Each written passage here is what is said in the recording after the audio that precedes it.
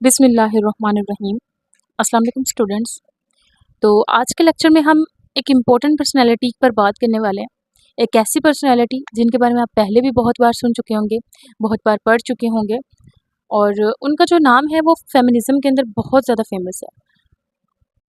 उन्होंने अपनी लाइफ का बहुत ज़्यादा हिस्सा ख़वातीन को उनके हकूक़ दिलाने में गुज़ार दिया। उन्होंने पूरी कोशिश की कि ख़वातीन को भी वो हकूक़ मिलने चाहिए जो मर्दों को हासिल हैं। जिस तरह से मर्दों को इस सोसाइटी में आज़ादी है, बिल्कुल उसी तरह से औरतों को भी होनी चाहिए।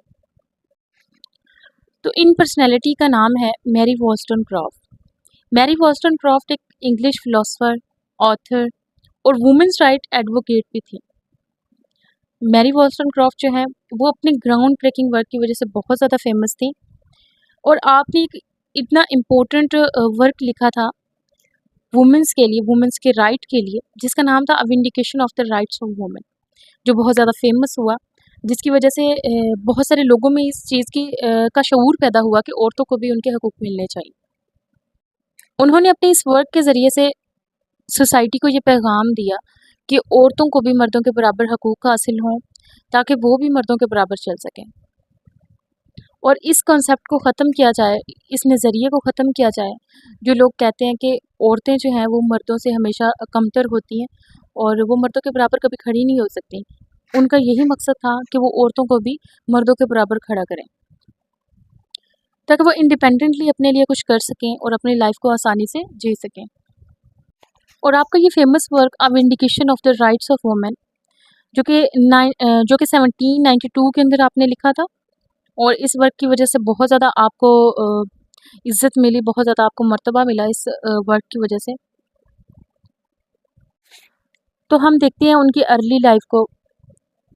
मैरी वॉल्स्टोनक्रॉफ्ट जो है वो 27 अप्रैल 1759 को लंदन, इंग्लैंड में पैदा हुई और वो एक मिडिल क्लास फैमिली से बिलोंग करती थी।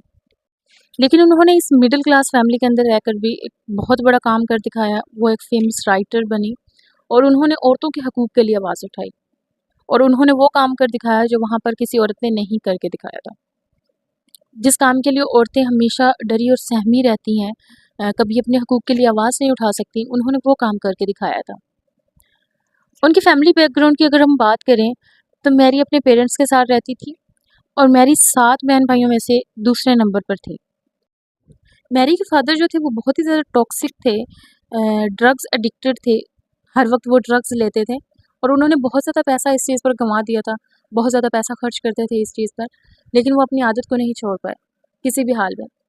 तो हर रोज़ वो अपनी बीवी पे ज़ुल्म करते थे, उनको मारते-पीटते थे और मैरी इस चीज़ को देखती थी। जब वो देखती थी तो ये इस चीज़ को महसूस करती थी कि किस तरह से इस सोसाइटी में सोसाइटी जो है ये मर्दों की सोसाइटी है, जिसके अंदर औरतों का कोई मुकाम नहीं है, कोई मर्तबा नहीं है, औरतों की कोई रिस्पेक्ट नहीं है।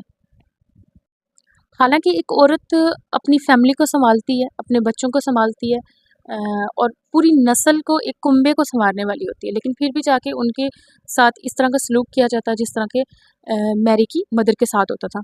तो वो अपनी मदर को जब इस तरह से देखती थी तो उनको बहुत ज़्यादा दुःख होता था, बहुत तकलीफ़ होती थी, लेकिन वो इनके लिए फ़िलहाल कुछ कर नहीं सकती थी।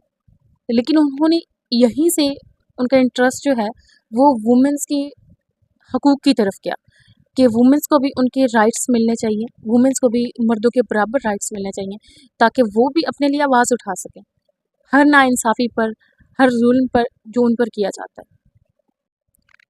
मैरी के फ़ादर का नाम एडवर्ड वॉल्स्टोनक्रॉफ्ट था, जो हर वक़्त अपनी बीवी पे चिल्लाते रहते थे, उन पर ज़ुल्म करते थे और एक तरह से वो बहुत ही नाकाम किस्म के इंसान थे, जो कि सिर्फ़ ड्रग्स में उनको सुकून मिलता था, ड्रग्स एडिक्टेड थे और हर वक़्त वो इसी चीज़ की तलाश में होते थे।